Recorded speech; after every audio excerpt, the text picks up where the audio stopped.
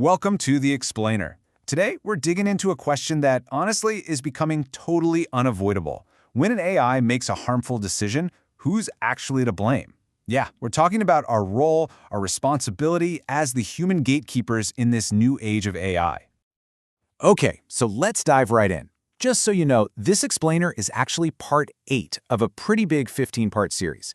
It's all based on a really comprehensive research report by Virtualization Options LLC. Today, we're zeroing in on a super important chapter, all about our responsibility in the whole AI-human partnership. And believe me, this isn't just a topic for tech specialists anymore. It's for, well, all of us. In this right here, this is the central question we all have to start asking ourselves. Seriously, this isn't some theoretical thing for a philosophy class. It's a practical and, frankly, an urgent problem. You know, whether you're in marketing or medicine, you're going to need an answer for this, sooner rather than later. So let's talk about AI's ethical blind spot. I mean, think about it. We're building these systems that make incredibly high-stakes decisions, like who gets a loan, who gets a job interview, even what medical treatment to recommend. But here's the kicker. These systems have a massive ethical blind spot. They don't have a moral compass, and that creates this really dangerous gap in accountability that, guess what? We, the humans, have to fill. And, we don't have a lot of time to figure this out.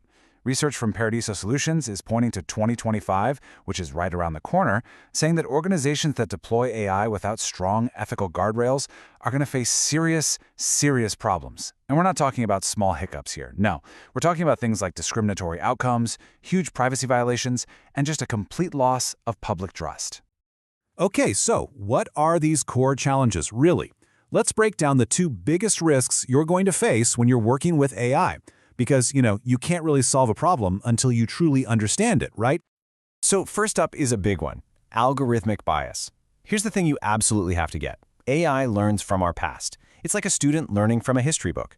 So if that history book, our data, is filled with biased decisions in hiring or lending or policing, well, the AI learns those patterns and thinks that's the right way to do things.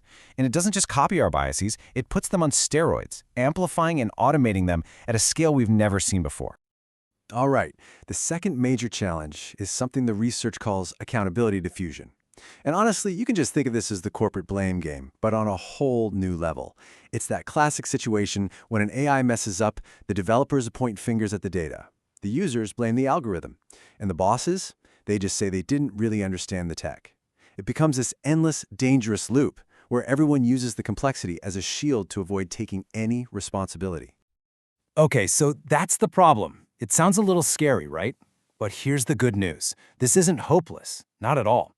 The research actually gives us a really clear, actionable framework for responsibility. Think of it like your personal toolkit for guiding AI ethically, no matter what your job is. This whole framework is built on 5 key pillars. And these aren't just buzzwords. They're the 5 core skills you really need to work on. They are bias recognition, privacy protection, transparency, accountability, and the big one, human oversight. So don't think of these as some vague, abstract ideas. They're your practical, hands-on guide for making sure that when you partner with AI, it's actually serving human goals. So, that all sounds great in theory, but how do we actually put it into practice? How do you apply these pillars in your day-to-day work? Well, it all boils down to one thing: learning to ask the right questions. And these questions, these are your ethical red flags. They're your guide. When you start asking things like, hey, what patterns in this output might suggest bias? Or, wait a minute, who is actually accountable for this outcome? That's when everything changes. You stop being just a passive user of AI, and you become an active, critical guardian. Your job is to be that human filter. You're the one who has to press pause and ask, hang on, is this right? Is this fair? And who's on the hook if this goes south? And really, this all leads us to the single most important takeaway from this whole explainer. I want you to remember this. In any AI-human partnership, it doesn't matter how smart the technology gets, your role, your human role, is to be the ethical gatekeeper. There's a quote from the research that just hits the nail on the head. Critical decisions require human judgment. I mean, think about it. An AI can give you a recommendation, a prediction, a super detailed analysis. But what it can't do is weigh the moral, social, or human consequences of that decision. That job, that responsibility, it's still 100% ours. We can't just be a rubber stamp for what the machine spits out. So, as we wrap this up, I want to leave you with this final thought. The technology, it's always going to be able to process more data faster than any of us ever could.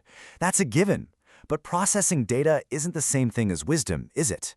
Ultimately, the AI provides the capability, but it's your ethical judgment that provides the real value and the safety. That's the uniquely human skill that's only going to become more and more critical in this new AI-powered world.